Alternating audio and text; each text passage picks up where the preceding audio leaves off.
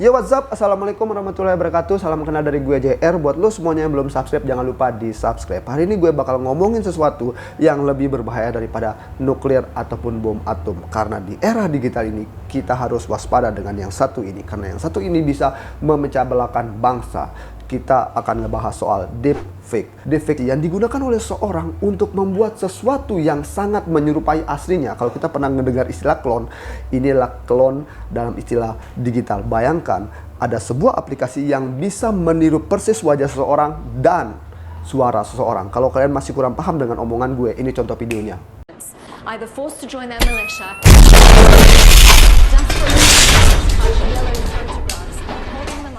Kalian bisa bayangkan video barusan. Video barusan itu adalah video film Iron Man, tetapi pemeran utamanya diganti menjadi Tom Cruise. Yang kita sama-sama tahu pemeran Iron Man itu diperankan oleh Robert Downey Jr. Atau kita biasa kenal dengan istilah Mr. Stark, Tony Stark. Tapi tiba-tiba saat ini video yang ada di depan kalian itu diperankan oleh Tom Cruise. Itulah hasil dari deepfake. Kata deepfake itu sendiri berarti kata deep, berarti deep learning. Yang kemudian proses dari deepfake ini menggunakan ML atau istilah dengan machine learning yang kita combine menjadi artificial intelligence.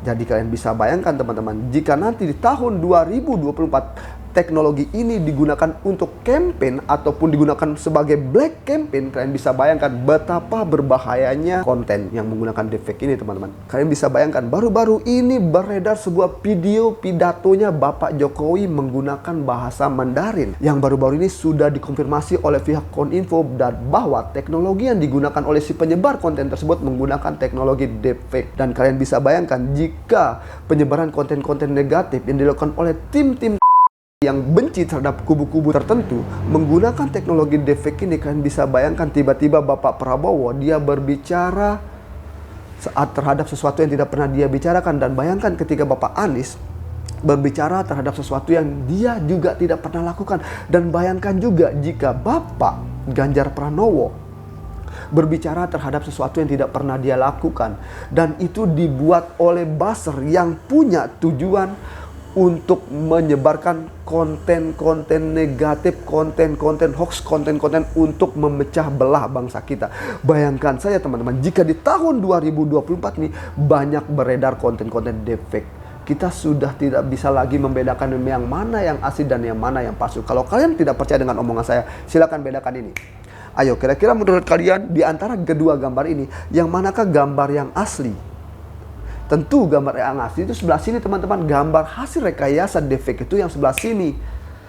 Kalau kalian saja masih salah membedakannya, bagaimana nanti cara kalian untuk bisa membedakan yang mana gambar yang asli dan yang mana gambar palsu? Kalau sekarang saya akan mengajak kalian untuk beranalogi. Tiba-tiba seandainya salah satu capres kita nanti bicara soal SARA, dan itu bukanlah percakapan aslinya, dan itu hanya hasil rekayasa artificial intelligence teman-teman, dan bahkan suaranya dibuat mirip, gimmick wajahnya di cloning.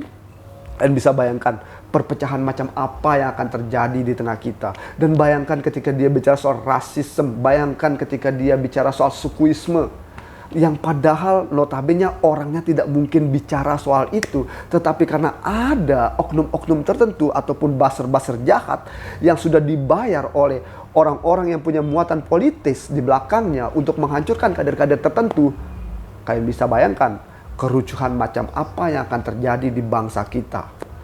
Jadi untuk itu teman-teman, mari kita sama-sama menyuarakan anti hoax konten mulai saat ini.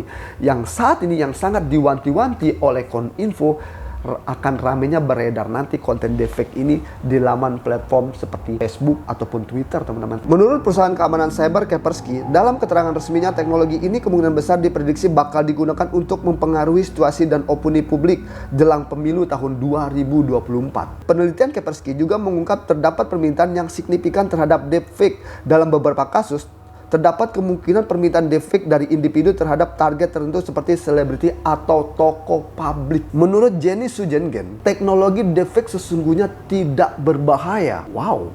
Namun di tangan penipu, teknologi ini bisa menjadi alat kejahatan. Maka dari itu, ia mengajak seluruh pihak membangun kesadaran dan kewaspadaan terhadap teknologi deepfake dan kemungkinan eksploitasinya. Bayangkan teman-teman, beberapa waktu lalu viral sebuah lagu yang suaranya mirip suaranya Bapak Jokowi. Dan saat itu itu dia membawakan lagu Asma Libres milik band Sorgi Bornean. Dan kalian bisa bayangkan suara yang terdengar di dalam video tersebut sangat mirip seperti suara Pak Jokowi. Kalian bisa bayangkan teman-teman, jika nanti di musim pilkada di tahun 2024 banyak beredar konten-konten deepfake yang menyerupai suara pemimpin-pemimpin kita, tokoh-tokoh publik kita, apakah kita akan percaya atau tidak? Di sini letak kredibilitas media yang kita follow teman-teman. Jadi saya sarankan mulai detik ini teman-teman mulai memfollow akun-akun yang memiliki kredibilitas yang tinggi. Jangan salah-salah follow akun. Bila perlu, jika ada akun bodong yang saat ini sedang kalian follow,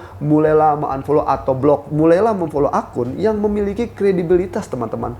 Jangan asal follow akun. Kira-kira seperti itu teman-teman. Bahkan teman-teman, perusahaan raksasa seperti Microsoft mewanti-wanti soal bahaya AI ini untuk pemilu tahun 2024 juga teman-teman. Panji Wasmana, National Technology Officer Microsoft Indonesia, mengungkap AI bisa saja dipakai untuk tujuan yang tidak baik seperti memunculkan disinformasi pada pemilu tahun 2024 teman-teman.